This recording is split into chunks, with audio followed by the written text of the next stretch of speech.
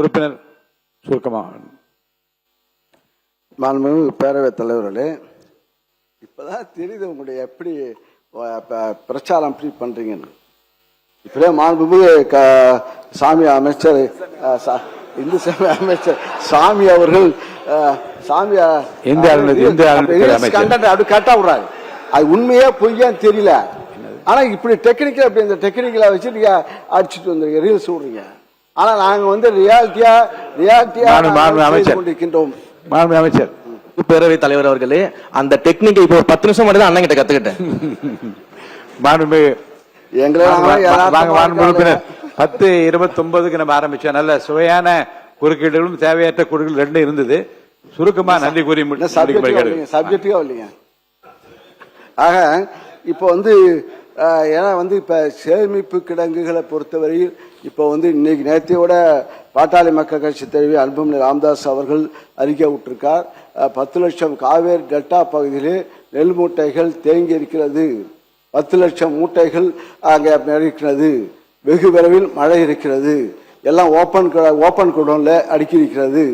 அங்கே நெல் ஒவ்வொரு பர்ச்சேஸ் சென்டர்லையும் நெல் இருக்கிறது. ஆக கடந்த ஆட்சியில் அங்கே இருக்கும்போது நானும் சக்கரபாணி அவர்களும் இந்த ஸ்பாட்டுக்கு போனோம். எங்களுடைய துணை முதலமைச்சர் இந்த மரியாதைக்குரிய எதிர்கட்சி தலைவர் அவர் ஆய்வு திடீர் தஞ்சை சென்று இரவு நாங்கள் அங்கே போய் உடனே கேள்விப்பட்ட மழை அடாத மழை வந்த போது நாங்கள் வேகன்ல அனுப்பி வச்சோம். உடனே கூட மழை திடீர்னு மழை வந்த காரணத்தால் அப்பொழுது துணை முதலமைச்சர் அந்த மரியாதைக்குரிய எதிர்கட்சி தலைவர் அவர்கள் தஞ்சை சென்று அங்கு ஆய்வு செய்து உடனே மாற்று ஏற்பாடு செய்து அந்த மூட்டைகளை உடனே நாங்கள் மாற்றி அமைத்து வைத்தோம். அத்தகைய ஒரு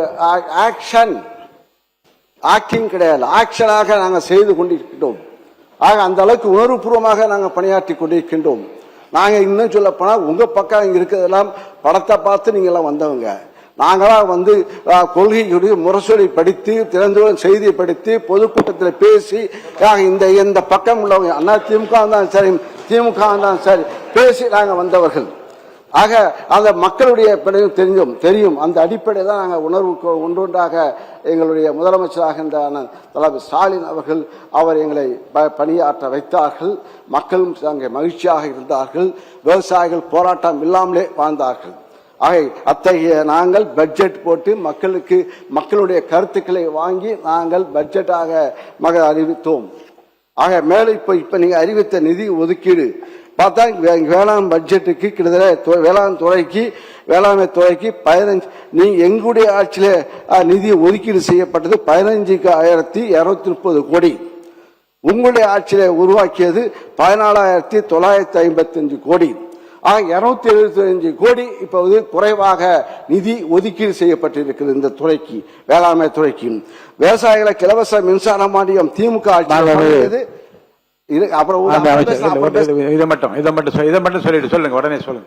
மாண்புமிகு பேரவைத் தலைவர்களே, 2026-27 ஆண்டில் திருந்திய நிதிநிலை அறிக்கையில் வேளாண்மை துறைக்கு என ரூபாய் 14,950 கோடி நிதி ஒதுக்கீடு செய்யப்பட்டுள்ளது.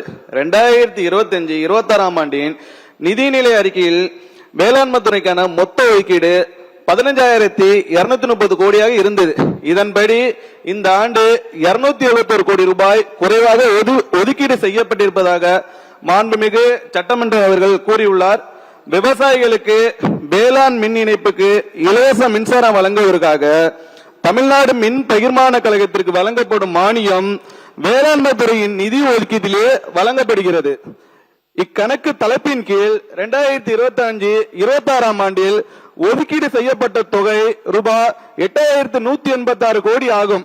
எனினும் ரூபாய் 7,180 கோடி மட்டுமே மானியமாக தமிழ்நாடு மின் பகிர்மான கழகத்திற்கு விடுவிக்கப்பட்டது.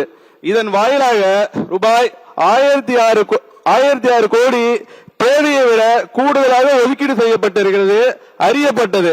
எனவேதான் கடந்த ஆண்டின் செலவான ரூபாய் 7,180 கோடியை அடிப்படையாக கொண்டு இந்த ஆண்டு இலவச மின்சார கட்டண மானியத்திற்கென ரூபாய் 7,432 கோடி ஒதுக்கீடு செய்யப்பட்டுள்ளது. இத்தொகை கடந்த ஆண்டின் செலவை விட ரூபாய் 252 கோடி அதிகமாகும்.